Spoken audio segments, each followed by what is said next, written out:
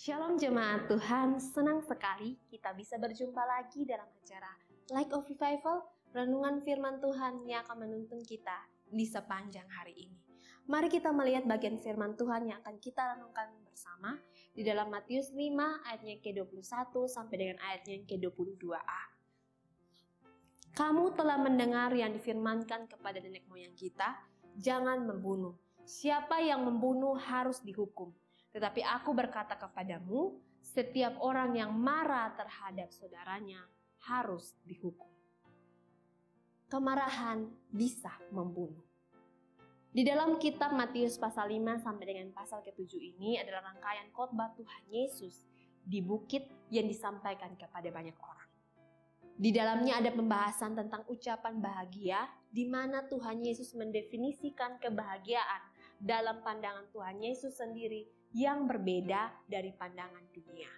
Lalu Tuhan Yesus melanjutkan dengan membahas tentang keberadaan pengikut dari Tuhan Yesus sebagai garam dan terang dunia.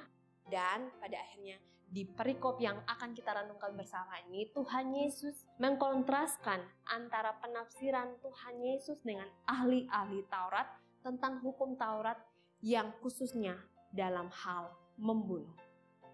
Perbedaan yang paling menonjol yang dilakukan oleh para ahli Taurat dalam penafsiran mereka adalah para ahli Taurat menafsirkan tentang aturan-aturan dalam hukum Taurat secara hurufiah dan berfokus pada hal-hal lahiriah saja.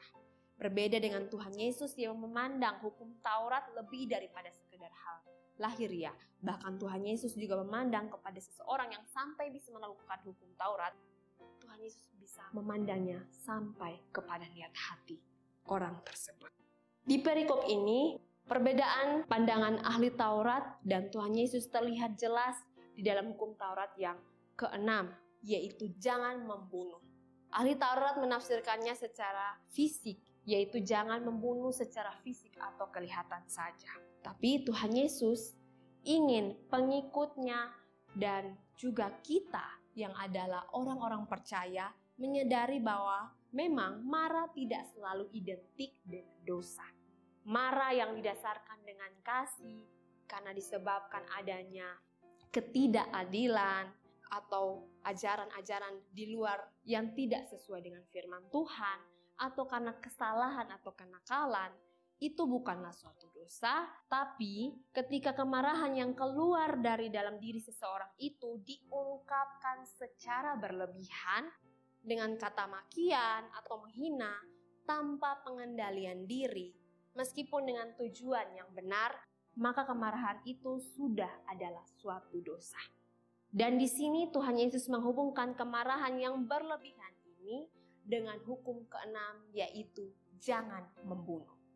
Kemarahan yang diungkapkan secara berlebihan, kemarahan dengan makian, kemarahan dengan hinaan, kemarahan tanpa pengendalian diri, inilah yang dimaksud sebagai pembunuhan dalam hati atau pikiran oleh Tuhan Yesus.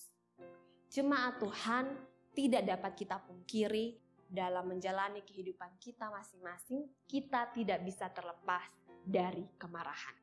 Bahkan adanya istilah sekarang, kesabaran setipis tisu.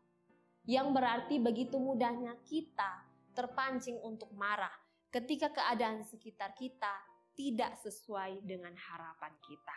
Apalagi jika itu masih berhubungan dengan orang-orang terdekat kita. Akhirnya kita tidak dapat mengendalikan diri kita.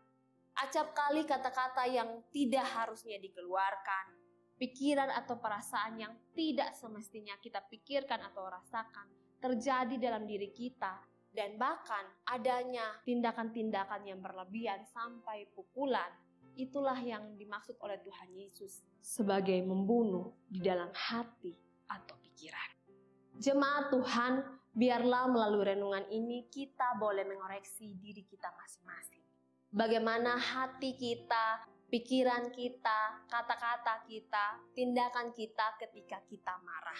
Apakah ketika kita marah kita sudah dapat mengendalikan diri kita di bawah pimpinan Roh Kudus? Ataukah selama ini kemarahan kita telah menjadi dosa yang membunuh sesama kita melalui pikiran atau hati kita? Jika kita selama ini telah jatuh dalam dosa karena kemarahan-kemarahan kita, mari dengan sungguh-sungguh akui di hadapan Tuhan. Minta Tuhan untuk menolong kita dalam mengendalikan diri kita, agar kemarahan-kemarahan yang terjadi di dalam diri kita atau yang kita ungkapkan tidak menjadi dosa, tidak membunuh sesama kita melalui pikiran atau hati kita. Kiranya firman Tuhan ini boleh memberkati kita. Mari kita berdoa. Tuhan Yesus, kami bersyukur untuk firman Tuhan yang boleh kami renungkan di pagi hari ini. Kami diingatkan, kami disadarkan tentang kemarahan yang bisa mendatangkan pembunuhan.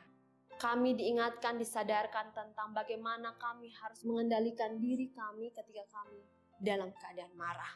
Oleh karena itu Tuhan, jika kami telah jatuh di dalam dosa, oleh karena kemarahan-kemarahan kami mohon Tuhan menolong kami, mengendalikan kami, memberikan kami hikmat, sehingga ketika kami marah, kami tidak akhirnya berbuat dosa di dalamnya Tuhan. Terima kasih Tuhan Yesus, inilah doa kami. Di dalam nama Tuhan Yesus Kristus kami telah berdoa. Amin. Jemaat Tuhan, mari jadikan firman Tuhan sebagai terang dan pelita di dalam kehidupan kita. Tuhan Yesus memberkati kita.